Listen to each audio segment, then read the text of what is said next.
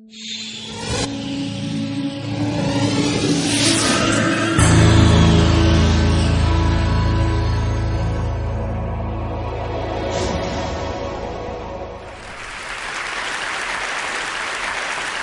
I just want to tell you my story. I spend a lot of time teaching adults how to use visual language and doodling in the workplace. And naturally, I encounter a lot of resistance, right? Because it's sort of considered to be anti-intellectual and counter to serious learning. But I have a problem with that belief because I know that doodling has a profound impact on the way that we can process information and the way that we can solve problems. So I was curious about why there was a disconnect between the way that our society perceives doodling and the way that the reality is. So I discovered some very interesting things. For example, there is no such thing as a flattering definition of a doodle. In the 17th century, a doodle was a simpleton or a fool, as in Yankee Doodle. In the 18th century, it became a verb and it meant to swindle or ridicule or to make fun of someone. In the 19th century, it was a corrupt politician, and today we have what is perhaps our most offensive definition, at least to me, which is the following. To doodle officially means to dawdle, to dilly-dally, to monkey around, to make meaningless marks, to do something of little value, substance, or import, and my personal favorite, to do nothing. No wonder people are averse to doodling at work. Additionally, I've heard horror stories from people whose teachers scolded them, of course, for doodling in classrooms, and they have bosses who scold them for doodling in the boardroom. There is a powerful cultural norm against doodling in settings in which we are supposed to learn something. And unfortunately, the press tends to reinforce this norm when they're reporting on a doodling scene, of an important person at a confirmation hearing and the like. They typically use words like discovered or caught or found out, as if there's some sort of criminal act being committed. And additionally, there is a psychological aversion to doodling. Thank you, Freud. In the 1930s, Freud told us all that you could analyze people's psyches based on their doodles. This is not accurate, but it did happen to Tony Blair at the Davos Forum in 2005, when his doodles were, of course, discovered, and he was labeled the following things. Now, it turned out to be Bill Gates' doodle. And Bill, if you're here, nobody thinks you're megalomaniacal. But that does contribute, right, to people not wanting to share their doodles.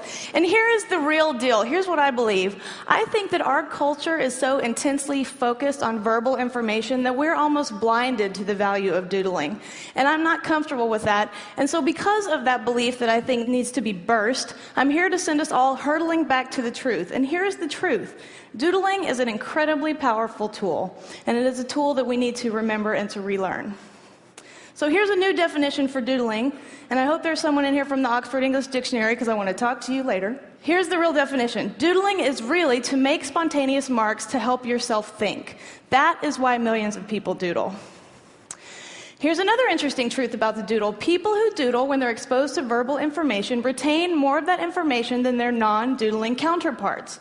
We think doodling is something you do when you lose focus, but in reality, it is a preemptive measure to stop you from losing focus. Additionally, it has a profound effect on creative problem solving and deep information processing. There are 4 ways that learners intake information so that they can make decisions.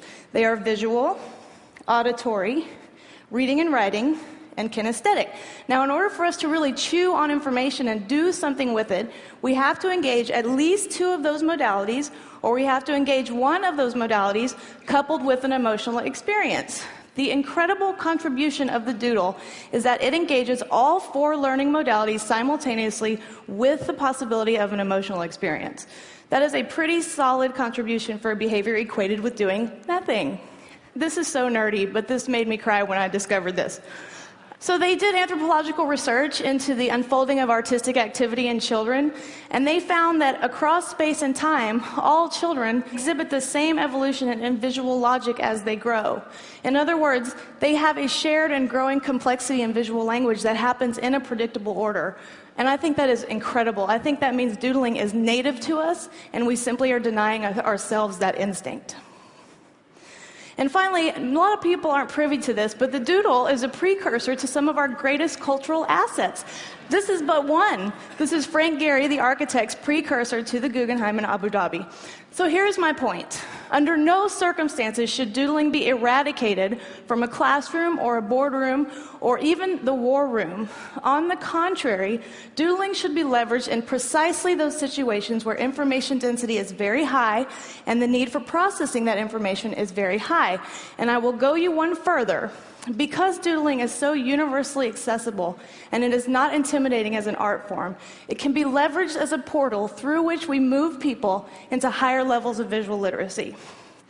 My friends, the doodle has never been the nemesis of intellectual thought. In reality, it is one of its greatest allies. Thank you.